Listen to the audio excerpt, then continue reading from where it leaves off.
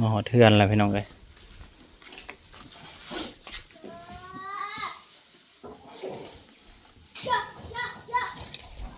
ได้อีสังแหละ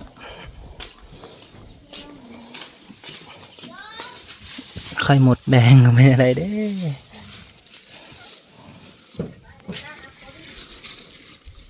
เดือนน้ำโคก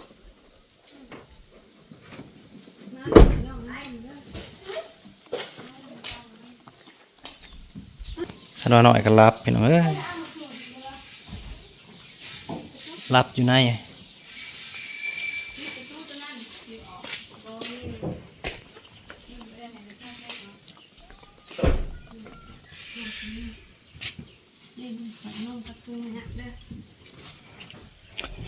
ก็ซื้อแบ็คเกอร์มาน้องแบ็คเกอร์อันใดตายโอ้ยตื่นอะไรลูกพี่แบ็คเกอร์มาโอ้ยอากาศยังมาห่อนกันก็ดีอะไรวะห่อนพุดห่อนโพขนาดเราเปิดแล้วดูกันห่อนได้นี่พี่น้องยังซ้ำนี่น้ำก็บ่ได้ใส่เลยน้ำได้ก็ได้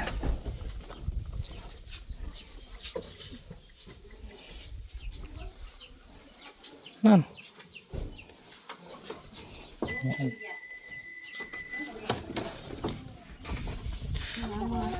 เลี้ยงมากมาก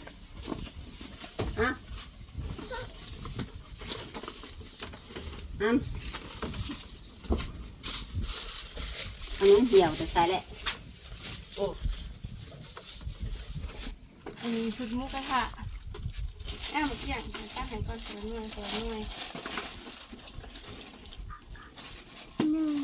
แข็งเอาไว้เด้อ พี่เมนตี แข็ง น้อ เอา ย เกินใหม่สิ 1,7001,778ถูกเพิ่งเส้นสู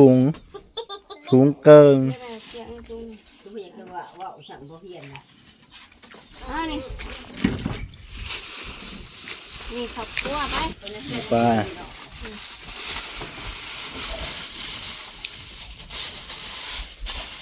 แสบวันเลยโลแพงเกี่ยงปันทำยังไงนั้น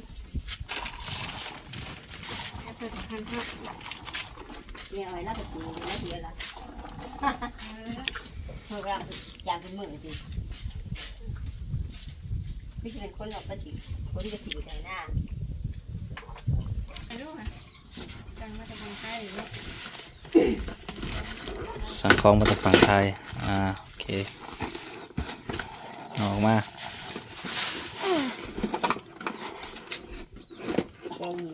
เบ็ดเลยยังอยู่สั่งมาจากฝั่งไทยไปน้องเลยหลายคนผู้ได้ที่มักหักโหลดคือจิหูจักอยู่ดอกเกี่ยวกับโหลดไก่ขูดไปน้อยก็เลยสั่งตัวนี้มาตัวนี้เป็นน้ำยาคัดหลบห้อยไก่ยังไงดีมันขูดแถวขายังลองเบิ่งผู้ได้ที่ว่าบ่ทันเคยกับเฮากับฮักก็สั่งมาว่ามันสิออกบ่ก็สิไปลองมึงอยู่แต่ว่าแบบนี้เขาเจ้าสั่งไปใส่ลายแล้วถนอมสีโหลดนั่นเนี่ยใส่มันยังเย็นอยู่เนาะลูกเลยหอดเฮือนจิ้งจุ้งไหนนี่ตั้งจืดจิ้งจุ้งกุ้งกะโลกุ้งกะโลมิกงามกุ้งกะโลกว่าแล้วเขาก็ให้มิกมาเขาเอาไปให้ยังนี่หรอให้โลกยังหนึ่งประจักษ์หลบเนี่ย มิกเขียนสิหลบไม่ได้มิกเขียนสีดำมันเห็นห้อยอยู่จะทำมิก2 อันจะได้เป็นปูแถมมิกถ่านะใช่ป่ะพ่อจ๊ะเอาปวดดวงตื่นแล้วเนาะตื่นจากนอนมาลำทางตื่นแล้วกินนมเขาแล้วบ้านไอ้ทุ่งเพอคนได้ชุบหายเขาจักจุดใส่ไม่ได้ทุ่งเพอเราเอาหายอยู่บ่ตัวเอาบ่ได้เอานะทางหลังรถนะมียังในถุงพักบ่ถุงพักแล้วก็น้ำเดี๋ยวเรากินข้าวแล้วเราไปย่อน้ำมาเด้อยังไปเล่นยังของพอนะแซ่บได้แต่อยู่ทางหลังเบิดบ่ลูกก็กูให้เนี่ยกินได้ลูกง่ายแท้พอจะไปใส่ได้น้ำหรือวะน้ำเบิดแหละโอ้ยจักคือ2 อันเพิ่นไม่ใช่ฮะ พอจะไปประกอบใส่ได้มะได้มันตายแล้ว เขาไข่ขาว ตั้งนั้นกินเขาทั้งนั้น อะไรกันเย็นเหมือนกัน มันจะน่า เขาไปถ่ายกินเลยต้องมาเขานะ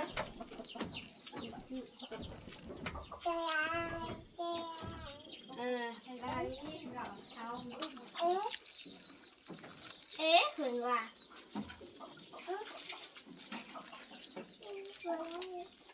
ไม่ได้ ได้บ้าง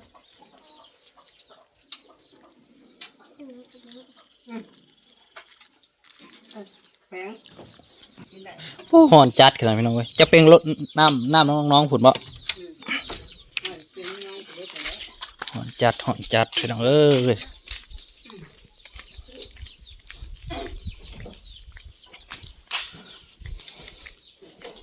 กานะจักสิออกหรือสิเป็นอะไรแหละ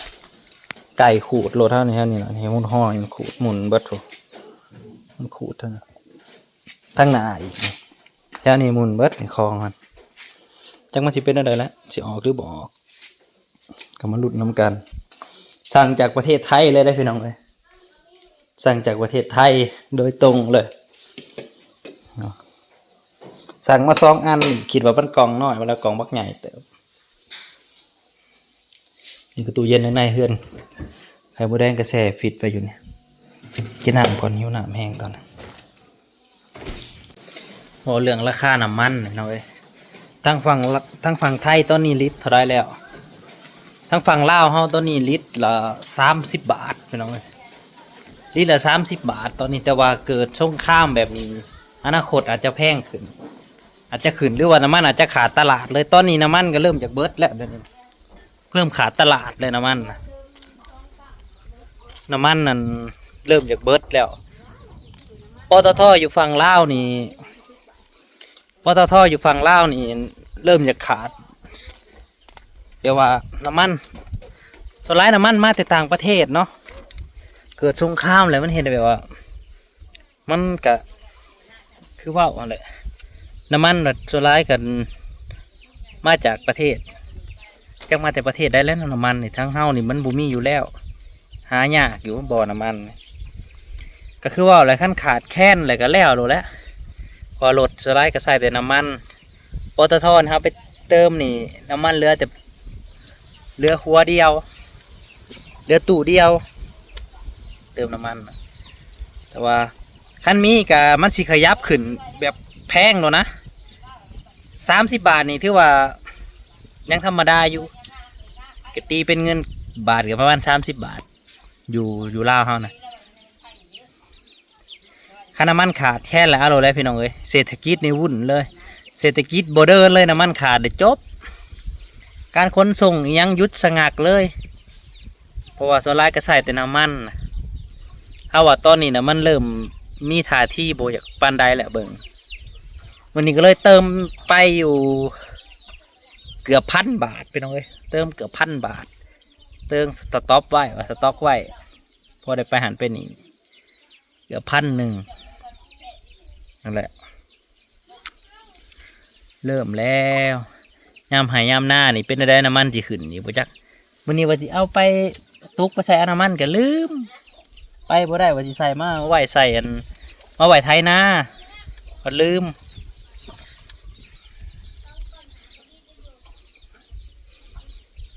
เกิดในปีช่วงโควิดนี่กะน้ำมันเห็นบ่น้ำมันขาดเลยกะพากันรอคิวเอาไปเผาเอาน้ำมันนะเผาเอาแต่ศพผู้ไปเผา2-3 มื้อก็มีไปเผาเอาถ่าน้ำมันมานะแม้ว่าค่าน้ำมันบ่มาเนี่ยแสนลำบากเลยนะลำบากหลายสงครามอีกอันนี้ก็ได้สงครามมาน้ำมันแพงน้ำมันขาดความวุ่นวายอยู่บ่เป็นสุขสงครามแต่ว่ายิงกันซื่อๆนี่ก็ยิงกันด้วยปืนกลด้วยนี่ก็ยังพอแห้งเลยเจอสงครามนิวเคลียร์นี่อันตรายสุดแหละคิดว่าอยู่เป็นหลวงปู่เพิ่นทำนายเนาะหลวงปู่ทำวังไทยทำนายไว้ว่ามันจะเกิดสงคราม บางทีแบบว่ากับบ่เชื่อดอกบานนี้มันแม่นอีหลีได้เพิ่นทำนายไว้ว่ามันสิเกิดสงครามบ่นี่สิเกิดสงครามแหละมันสิวุ่นได้บ่นี่จังแม่นยังแม่นยาโลดบ่เนี่ย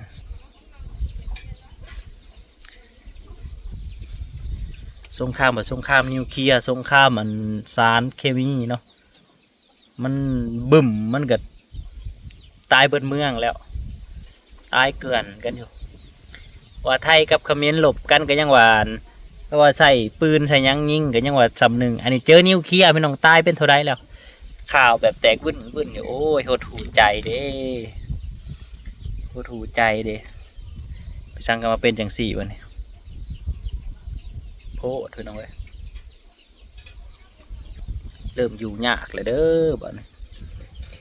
ปีนี้ที่ว่าเริ่มต้นปีที่แบบบ่ค่อยดีบันไดเนาะบ่ค่อยดีเพราะว่านี่แหละสงครามเกิดสงครามวันนี้ประเทศมหาอำนาจเกิดสงครามกันมันก็เป็นตาญาติ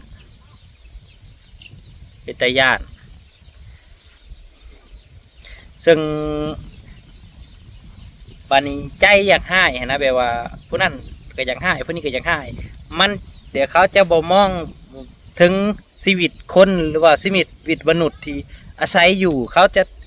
แก้แค้นอย่างเดียวนะวันนี้คนที่ได้หับอันผลกระทบก็คือประชาชนตาดำๆที่บุหูอีหยังฮะที่ได้หับผลกระทบนะตายถิ่มไปซื่อโลกข้าวนี่แสดงว่าเดินทางมาใกล้สิเบิร์ดอะไรพี่น้อยใกล้สิเบิร์ดหยุกมนุษย์ท่านอะไรเฮาเบิ่งแล้วตอนนี้นะเริ่มสั่นลงเลยเบิ่งบ่ได้ว่าสั่นย้อนว่ายังดอกสั่นย้อนนี่แหละสงครามนี่แหละเพราะว่าสงครามโลกแต่ก่อนๆกับมี3 เถื่อเนาะกันเถื่อที่ 4นี่บ่เหลือหยังถือว่าล่างโลกไปเลยล่างโลกเลยเถื่อที่ 4เพราะว่าความพัฒนามันแห่มันมาไกลแล้วเด้ความพัฒนามาไกลแบบตอนนี้นิวเคลียร์มันผันสามารถล่างโลกได้นะคือแต่ก่อนยังว่าใส่ปืนใส่ระเบิดใส่หยังก็ยังว่าอยู่แต่นี่คือบึมบ่เหลือหยังแบบเจือนไปเลย